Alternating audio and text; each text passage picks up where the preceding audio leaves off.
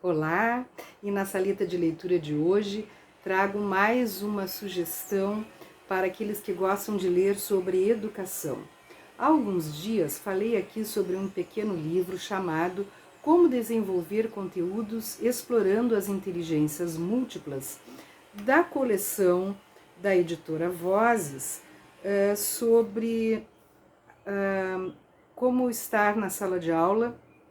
Coleção essa que recebe justamente o nome Na Sala de Aula.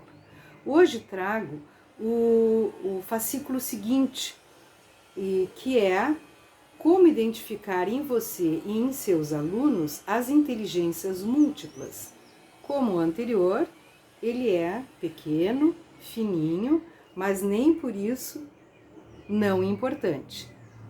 Conhecedores do que sejam as inteligências múltiplas, em rápidas pinceladas no fascículo anterior, este aqui traz algumas sugestões, alguns modos de nós podermos verificar qual é a habilidade que nossos alunos melhor possuem, quais são as habilidades que eles têm em parte, mas que precisariam ser mais estimuladas, e quais são as habilidades que eles quase não conseguem desenvolver. Primeiro, ele nos dá algumas descrições, né,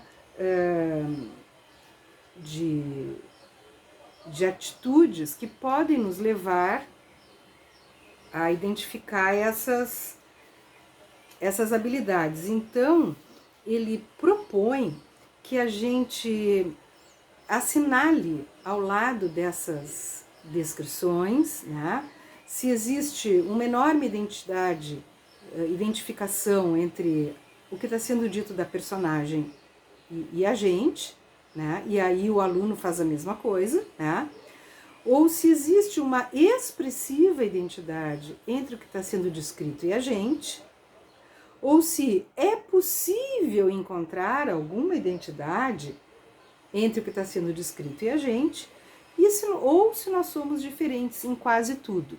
Para isso, ele dá números de 1 a 4, né, e a gente deve colocar ao lado da descrição um número correspondente. Por exemplo, quadro dos personagens, número 1, Lili Boa Fala.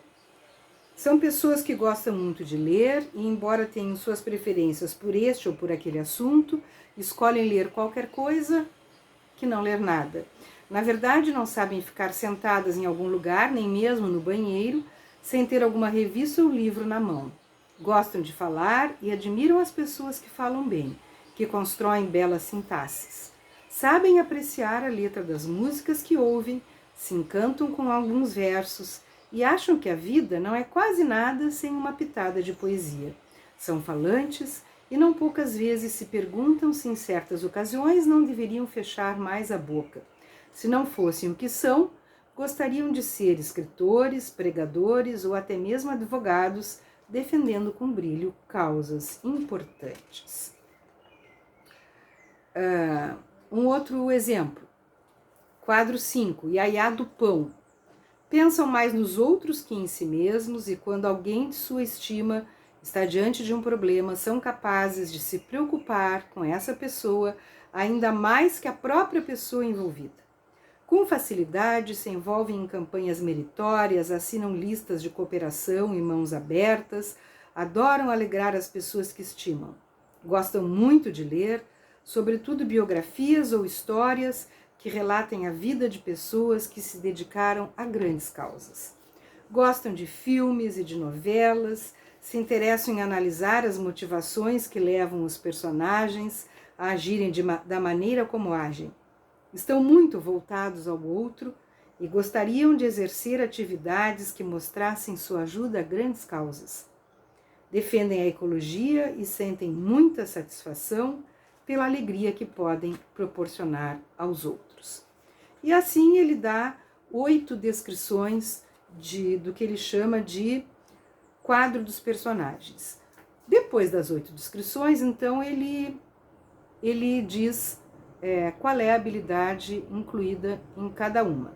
Na Lili Boa Fala, a primeira que a gente apresentou, temos sensibilidade à estrutura, ao som, ao significado, às funções e à beleza da palavra oral e escritas, e está dentro da inteligência linguística ou verbal.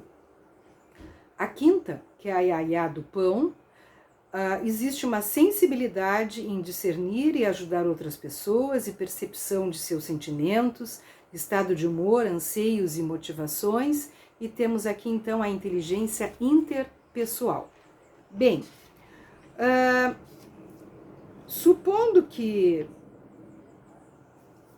não se queira empregar esse quadro para descobrir as inteligências dos alunos, ele apresenta uma lista, uma ficha de diagnóstico a ser preenchida pelos alunos, onde eles devem colocar um S grande quando é sim com muita ênfase, um S pequeno quando é sim com alguma ênfase, um N pequeno quando é não com pouca ênfase, e um N maiúsculo quando é não com muita ênfase. E assim, por exemplo, ele apresenta aqui a tabela que é para identificar a inteligência lógico-matemática, e ele coloca as situações a serem apreciadas e as colunas a serem marcadas. Então, itens: adora enigmas, senhas, problemas lógicos.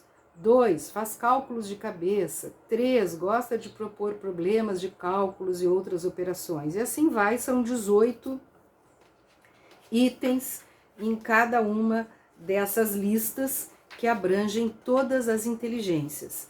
Ao final, o aluno vê quantos S's maiúsculos ele conseguiu, que significam sim, com muita ênfase, quantos minúsculos, sim, com pouca ênfase, quantos N minúsculos, não, com pouca ênfase, e quantos N maiúsculos, não, com muita ênfase. Assim, ele consegue saber como ele se encontra em relação a cada uma das inteligências emocionais e descobre ou ratifica, né, aquilo em que ele tem mais habilidade, aquilo que ele pode explorar e se tornar bem mais hábil, e aquilo em que ele precisa fazer um grande investimento. É um livro muito interessante porque ele é muito prático e com certeza vai ajudar não só as questões do planejamento de atividades para atingir alunos com inúmeras habilidades diferentes dentro da sala de aula, como também mostrará ao professor quais são as suas melhores habilidades e onde ele precisa também se esforçar um pouquinho mais para poder conversar melhor com as habilidades diferenciadas dos seus alunos. Boa leitura!